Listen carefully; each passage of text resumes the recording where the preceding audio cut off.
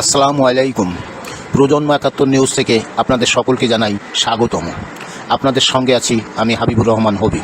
এবং তারা বিভিন্নভাবে বিভিন্ন পর্যায়ে বিভিন্ন উৎপাদিত পণ্য মেলায় উপস্থিত হয়েছে। আর যে স্টলগুলো অনেকে আমাকে বলছে যে খালি স্টল, এগুলো কি হলো? আসলে আপনারা জানেন এত বড় উদ্যোক্তা আমরা এখানে অংশগ্রহণ করেছি। অনেকের পণ্য আমরা জানতামও না যে সে কী ধরনের পণ্য উৎপাদন করে। মেলাতে এসে আমরা বিভিন্ন ধরনের পণ্য দেখতে পাচ্ছি এবং আমরা যশোরের নকশিকাঁথা নিয়ে কাজ করছি এবং হাতের কাজের প্রোডাক্ট নিয়ে কাজ করছি। তাদের প্রোডাক্টগুলো বাইরে কীভাবে আমরা বাইরে পৌঁছাতে পারবো সেটার যদি একটা লিঙ্ক করে দেওয়া হয়। আন্টি বলে গেল যে বায়ারদের সাথে যদি একটা মিটিংয়ের ব্যবস্থা করা হয় বা একটা ডিসপ্লে করা হয় তো ওইটা আমাদের জন্য খুব ভালো হয়।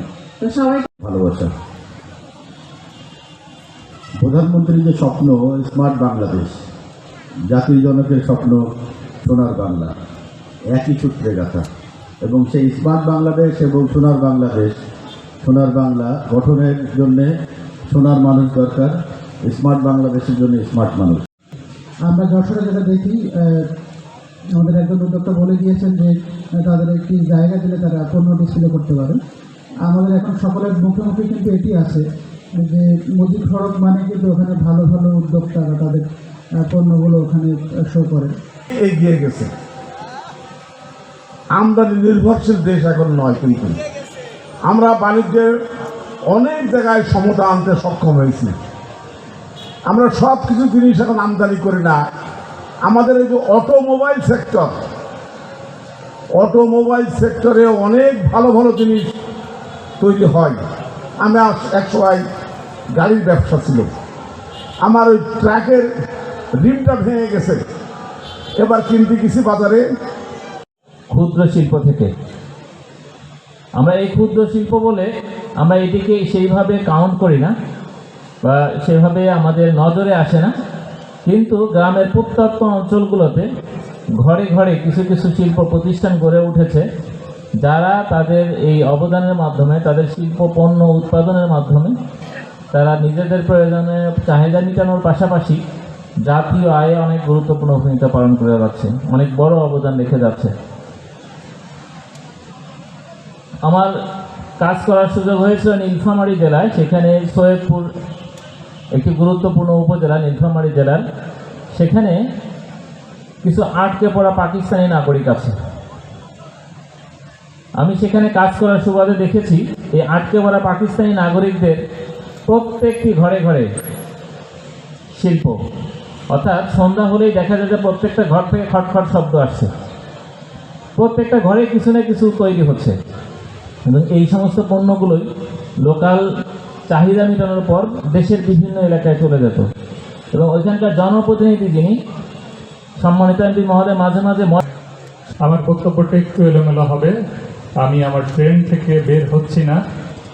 এই ৮ দিনব্যাপী যে এসএমই পণ্য মেলা ঐতিহাসিক টাউন হল ময়দানে অনুষ্ঠিত হলো, এর মধ্যে আমি ৩ দিন এখানে আপনাদের সাথে উপস্থিত ছিলাম কুইজ নিয়ে। তো আজও কুইজ থাকবে, প্রধান অতিথি হিসাবে কুইজ ঠিক সেইভাবে হয়তো আজকে আমি এখানে প্রদর্শন করতে পারবো না, কিন্তু এতক্ষণ যে আপনারা ধৈর্য ধরে বক্তব্য শুনলেন সেই কথাগুলোর মধ্য থেকেই আমি প্রশ্ন করব। যে দুজন সবচেয়ে ভালো করবেন, আমার একটু আগেই নাসিব সভাপতির সাথে কথা হয়েছে, সেই দুজনকে পুরস্কার দেওয়া হবে। আমি যে প্রশ্নগুলো করব আপনাদের উত্তর দেওয়ার নিয়মটি হবে এরকম, জায়গায় বসে থেকে একটু কষ্ট করে হাত তুলবেন। আমি এদিক থেকে সকলকে দেখতে পাচ্ছি, যিনি সবার আগে হাত তুলবেন তিনি প্রতিটি সঠিক উত্তরের বিপরীতে 2 নম্বর পাবেন। উত্তর ভুল হলে 2 নম্বর কেটে নেওয়া হবে এবং যদি -4 হয়ে যায়, অর্থাৎ 2টা ভুল উত্তর দিলে আপনি কিন্তু প্রতিযোগিতা থেকে বাদ হয়ে যাবেন। এতটুকুই নিয়ম। প্রথমে বক্তব্য দিয়েছিলেন স্বাগত বক্তব্য জনাব শাকির আলী। এসএমই কথাটা আমরা বারবার শুনছি, গত 8 দিন ধরে শুনছি। প্রথম প্রশ্ন হচ্ছে এসএমই দিয়ে কি বোঝায়? আমাদের কালেক্টরেট স্কুলের প্রিন্সিপাল মহোদয় হাত তুলেছেন। একবারে একজ্যাক্ট না হলে আপনাকে কিন্তু মার্কস দিব না, অন্যদের জন্য কিছুটা আজকে মনে হয় নাই, কর্ডলেস ফোনটি নাই। আচ্ছা, একটু হেল্প লাগবে, কুইজ অনুষ্ঠানটি তাহলেই জমবে। না মঞ্চে হবে না, এদিকে সামনে, একেবারে সামনে। কোথাও কি অ্যাপ্লিকেশনটা দেওয়া আছে কিনা? আচ্ছা নাই, বলেন, আপনার থেকেই বলতে হবে। চলে আসছি, চলে আসছে।